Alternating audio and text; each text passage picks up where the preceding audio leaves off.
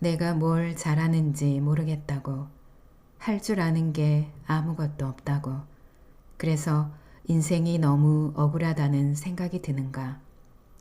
지금 당신에게 필요한 건 자기 자신과 소통하고 공감하는 시간이다. 스스로를 제대로 이해하는 사람만이 남도 이해할 수 있다. 그러니 아니라고 하지 말고, 안 된다고 하지 말고, 부디 자신과 원활한 커뮤니케이션을 하기를, 누구보다 열렬히 자신을 믿고 지지하기를, 당신 안에 있는 천재와 수재와 범인이 서로 도우며 살아가기를, 그래서 타인에게도 공감을 이끌어내기를, 자신의 가치를 발견하고 인생 최고의 날을 만나기를.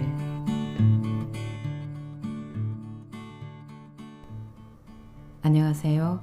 여러분의 삶이 눈부시게 빛나길 바라는 루나펄스입니다.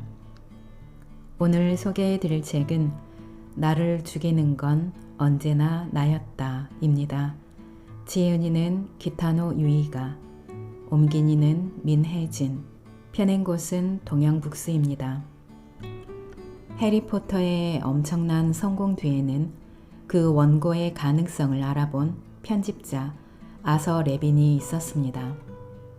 세상의 모든 성공한 사람 뒤에는 그 사람을 믿고 지지하고 응원해주는 강력한 지원군이 있는 법이죠. 제 아무리 천재적 능력을 타고난 사람이라 할지라도 자신의 재능을 알아봐주고 응원해주는 사람이 없다면 아무것도 하지 못한 채 그저 늙어갈지도 모릅니다. 자신의 가치를 알아봐주고 능력을 인정해주고 내가 잘 되기를 응원해주는 사람, 그 사람은 지금 당신 곁에 있는 친구일지도, 당신이 싫어하는 상사일지도, 혹은 당신 자신일지도 모릅니다. 이 책은 당신의 재능을 찾아주고 당신을 도와줄 사람이 누구인지 알려주는 새로운 차원의 자기계발서입니다. 자기계발서 도서인데 대화체 소설 형식으로 풀어나가는 것이 조금 독특합니다. 저자는 세상의 모든 인간을 천재, 수재, 범인으로 분류하고 시너지 효과를 내는 인재조합에 대해 과학적으로 분석해 놓았습니다. 재능을 펼치기 위해서는 먼저 자신이 어떤 유형인지 알아야 합니다. 그리고 당신에게 도움이 되는 유형의 인간을 곁에 둬야 합니다. 그러면서 범인이 천재를 죽이거나 수재가 질투에 눈이 멀어 천재를 죽이는 일이 사회에서 비일비재하게 일어난다고 주장합니다. 천재, 수재, 범인은 각각 창의력, 논리력, 공감력이라는 특징을 나타내는데 이것은 모든 사람이 내면에 갖고 있는 재능의 종류입니다. 저자는 우리 모두가 자신만의 고유한 재능인 창의력을 갖고 태어나는데 그것을 논리력과 공감력이 눌러버리기 때문에 나이가 들면서 점점 그 재능을 잃어버리게 된다고 말합니다. 제가 이 책에서 가장 와닿은 한 문장은 나의 재능을 믿고 살리면 인생 최고의 나를 만날 수 있습니다. 입니다. 이 책은 3장으로 되어 있습니다. 1. 나의 재능이 뭔지 이해한다. 2. 재능이 다른 사람들과 일하는 법. 3. 나만의 무기로 싸워라. 입니다. 그럼 책의 내용 중에서 일부 소개해 드리겠습니다. 오늘도 책과 함께 편안한 시간 되시기 바랍니다.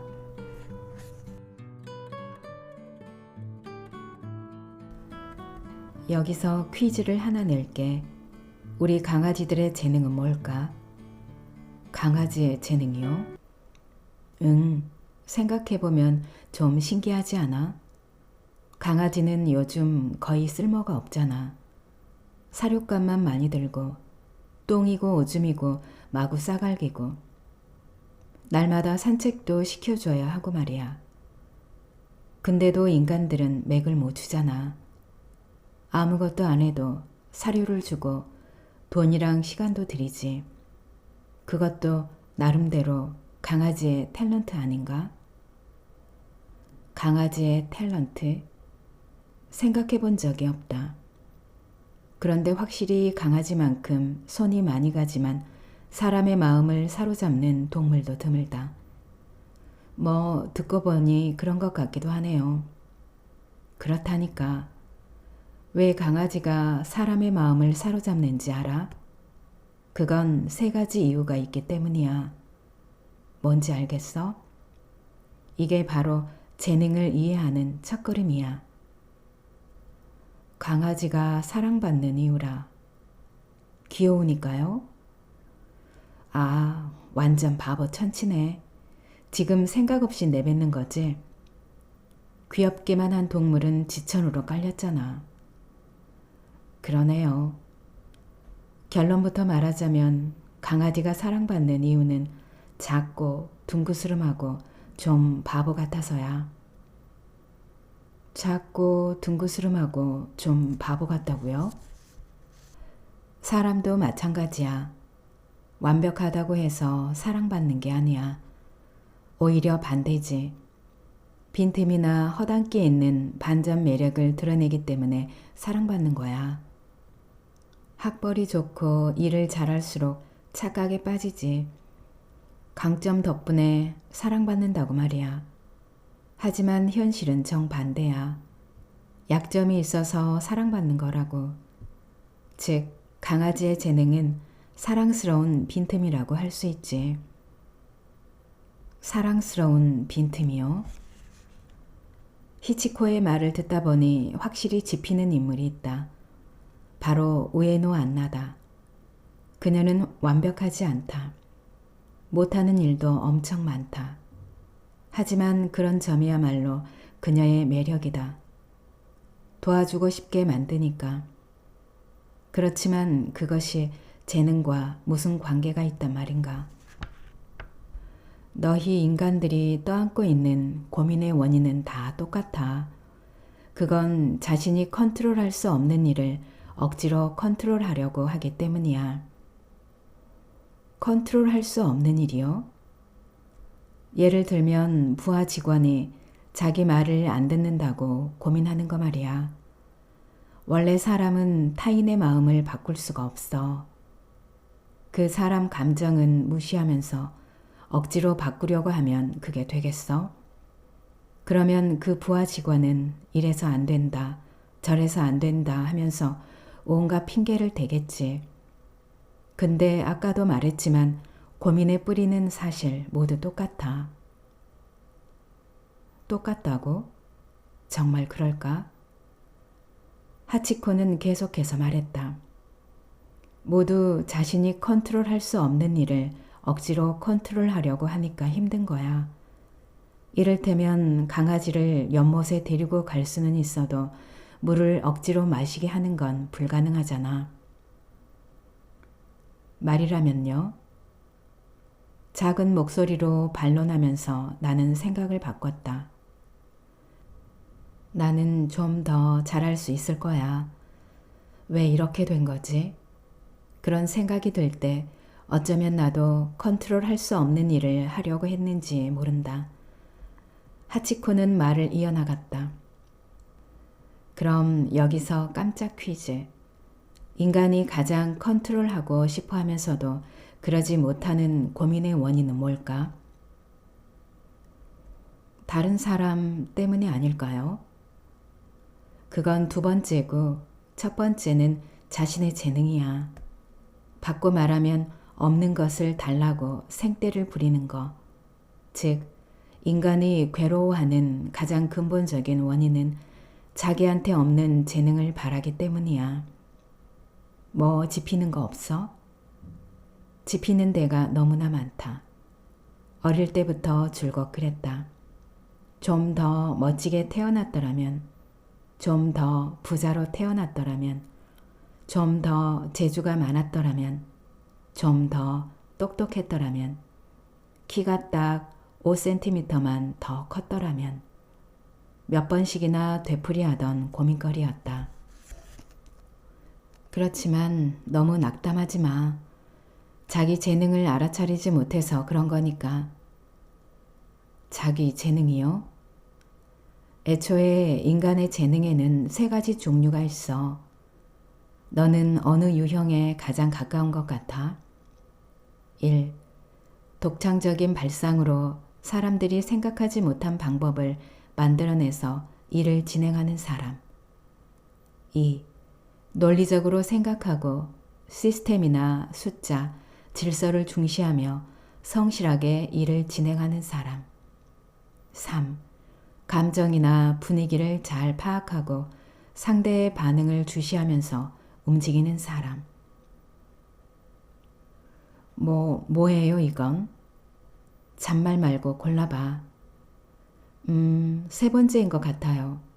분위기를 파악하는 건 잘하거든요. 그러면 너는 범인 유형이네. 범인. 범인이요? 공감력을 중심으로 움직이는 인간이라는 거지. 이 그림을 잘 봐.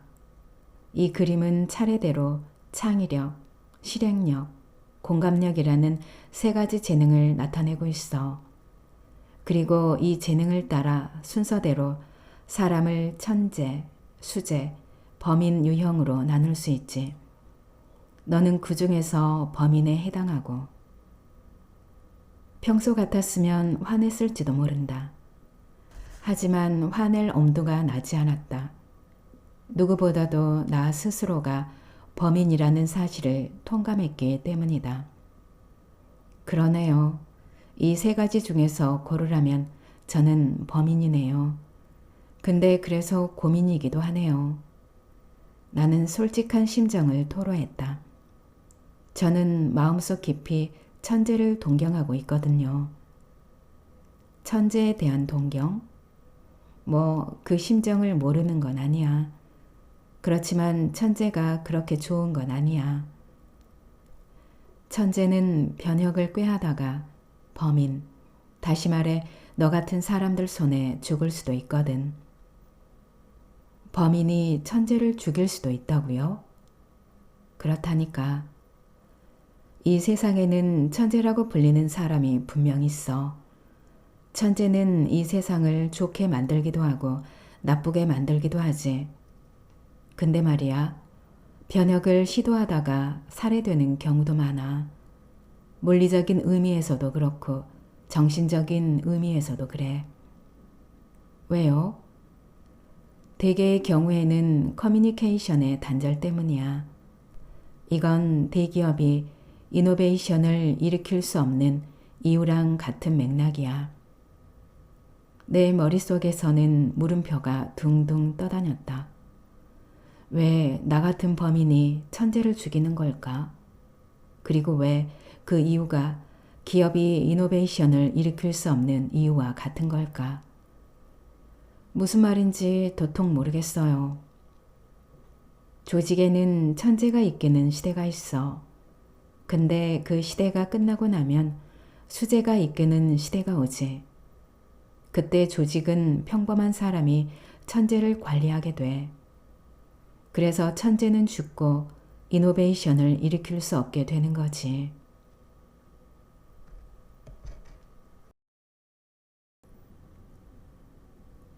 그건 그렇고 혹시 스누피라고 알아? 스누피라면 그 강아지요? 맞아. 나랑 엄청 친하거든. 예전에 듀엣을 결성해서 활동했을 정도로 말이야.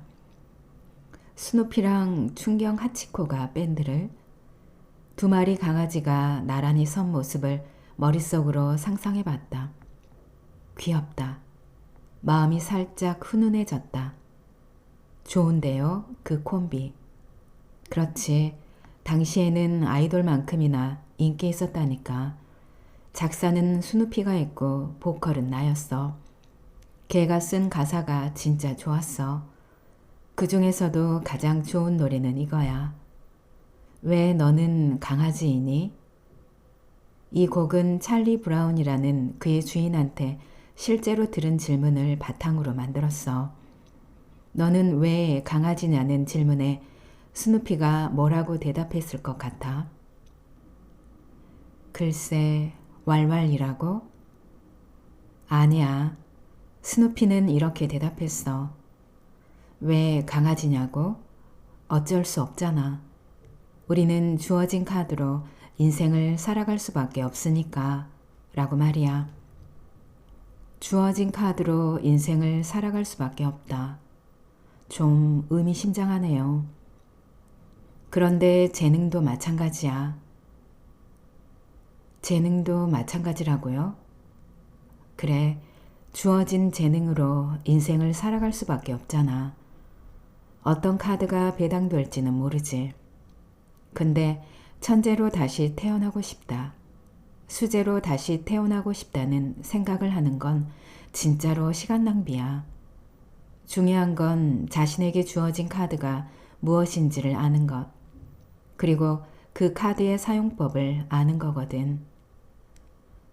자신에게 주어진 카드의 사용법을 알아야 한다라. 그래, 범인일지도 모르는 너는 이번에 용기를 내서 한 걸음 내디뎠잖아. 그건 공감력이라는 재능을 발휘하려고 한 거 아니야? 주어진 카드로 싸워본 거지. 나는 오늘 열린 회의를 떠올려 봤다. 원하는 결과를 얻지는 못했지만 그래도 내가 할 수 있는 일은 하려고 했다. 그건 자신 있게 말할 수 있다. 잘 들어봐. 사실 많은 사람들이 없는 것을 달라고 생떼를 쓰면서 잠재된 재능을 충분히 발휘하지도 못하고 인생을 마감하거든. 확실히 재능이란 건 잔혹해. 강력한 카드를 받은 녀석도 있고 쓸모없는 카드를 받은 녀석도 있으니까. 자기 카드가 뭔지 정확히 몰라서 허황된 꿈을 버리지 못하는 사람들이 되게 많아. 나한테는 재능이 있다. 나는 천재일지도 모른다 하면서 말이야. 하지만 그런 말은 암울한 현실을 회피하려는 거에 불과하잖아. 이건 아마 네가 더 잘 알 거야. 네, 저는 천재는 될 수가 없어요. 그래, 그러니까 수없이 질 거야. 용기를 내서 주어진 카드로 승부를 해도 지는 경우는 아주 많거든. 근데 중요한 건 자신이 쥐고 있는 카드를 세상 사람들한테 계속해서 내미는 거야. 그러면 한 가지는 확실해지지. 한 가지는 확실해진다고요? 그건 바로 최고의 나를 만날 수 있다는 거야. 이것만큼은 분명히 말할 수 있어. 재능은 갈고 닦을 수 있어. 그리고 그러다 보면 지금까지 본 적 없는 나를 만날 수 있지. 이게 재능을 쓴다는 행위의 가장 큰 장점이야. 나는 걔네 말을 되새기며 음미했다. 확실히 그랬다. 나는 중학교 시절 야구를 했다. 재능은 없었지만 타석에는 계속 섰다. 타석에 서면 설수록 지는 횟수는 늘었다. 당연한 일이었다. 하지만 그때보다 보잘것없던 내가 조금씩 성장했다. 그건 사실이었다. 모든 사람의 내면에는 천재가 숨어 있다. 혹시 마트료시카라고 알아? 마트료시카요? 인형 말인가요? 몇 번을 열어도 크기 순으로 똑같은 인형이 들어있는 러시아 전통 인형 말이야. 잘 들어봐. 애초에 이론이란 최소한으로 최대를 설명하기 위해서 존재하는 거거든. 즉, 되도록 쉽게 많은 내용을 설명할 것. 이게 훌륭한 이론의 조건이야. 역으로 생각하면 어떤 이론에도 예외는 있다는 말씀이죠. 맞아. 그러니까 이 천재 이론도 솔직히 말하면 예외는 있어. 하지만 이 이론의 진정한 가치는 네 안에도 천재가 있다는 걸 깨닫게 해준다는 거야. 제 안에도 천재가 있다고요? 그렇다니까. 네 안에도 천재는 있어. 하지만 동시에 그 천재를 죽여버리는 수재도 범인도 그 안에서 자라고 있지. 바꿔 말하면 왜 창조적인 사고를 할 수 없을까라고 고민하는 대부분의 사람이 어릴 때 받은 교육의 영향으로 자기 안에 있는 천재를 죽여버렸기 때문이야. 그런데 이번에 넌 그 통제자를 떼어내는데 성공한 거야. 내 안에 있는 통제자를 떼어냈다. 그건 수재의 말을 잊어버렸다는 말인가요? 그래, 사람의 재능이라는 건 0이냐 100이냐가 아니야. 예를 들어 창의력 대 실행력 대 공감력은 10대 0대 0이 아니야. 대부분 저마다 조금씩 갖고 있어. 그리고 그 우열에 따라 천재, 수재, 범인이라는 카테고리가 결정되지.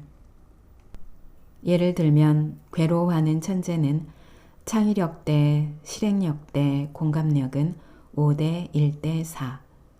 최강의 실행자는 1대 6대 3.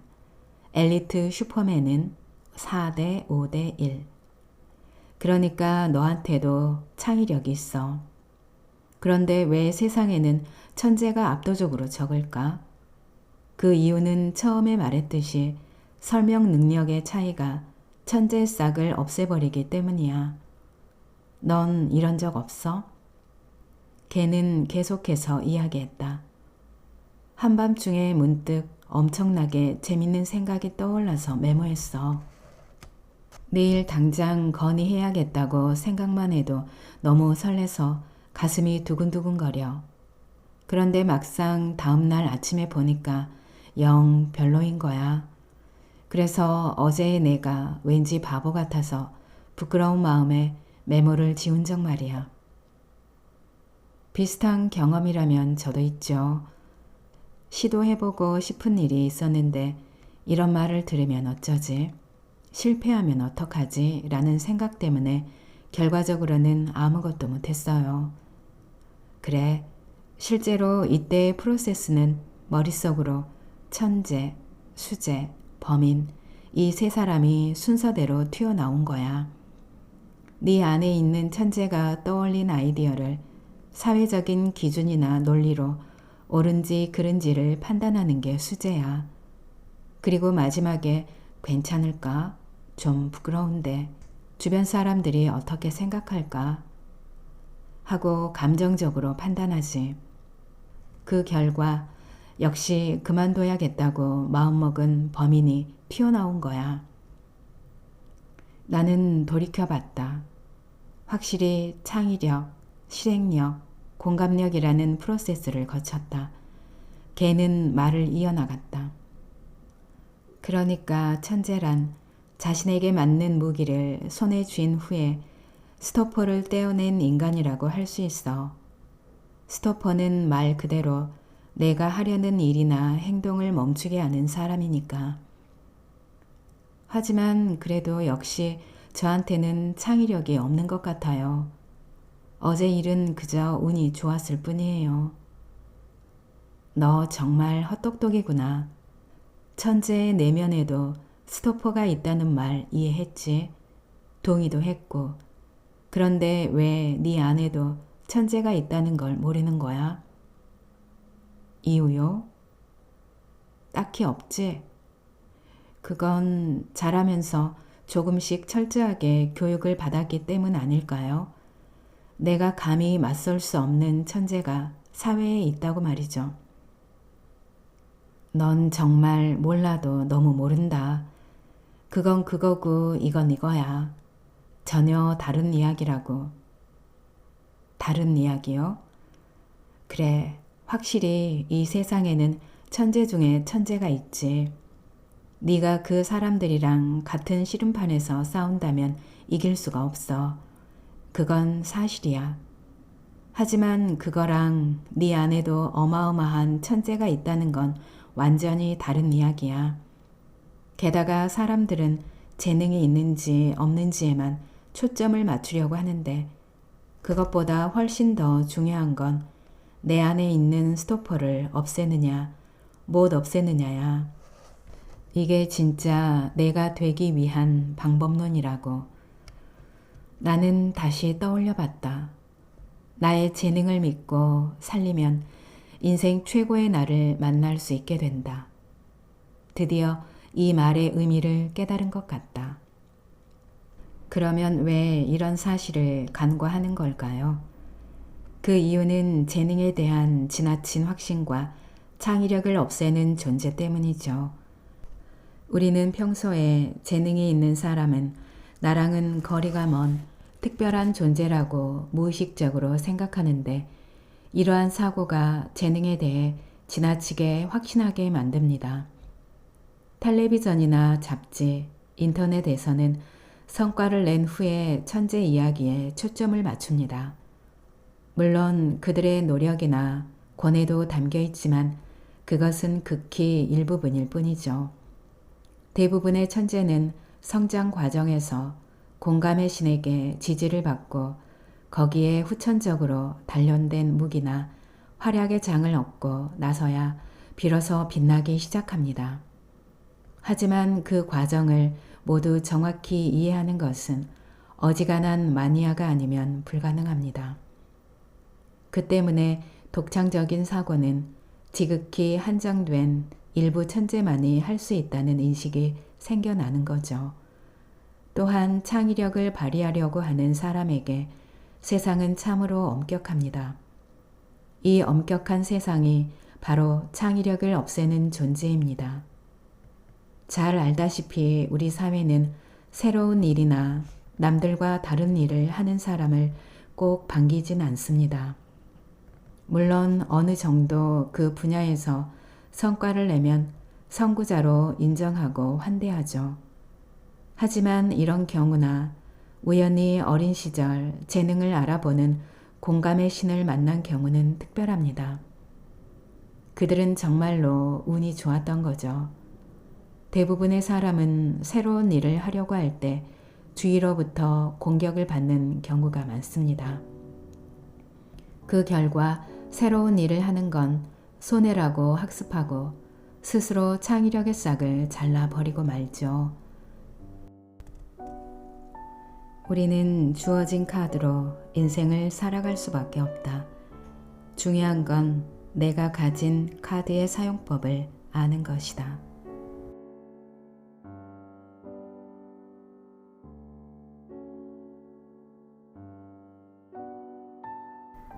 낭독은 여기까지입니다. 여러분의 구독과 좋아요, 댓글은 저에게 큰 힘이 되는 거 아시죠? 오늘도 끝까지 들어주셔서 감사합니다.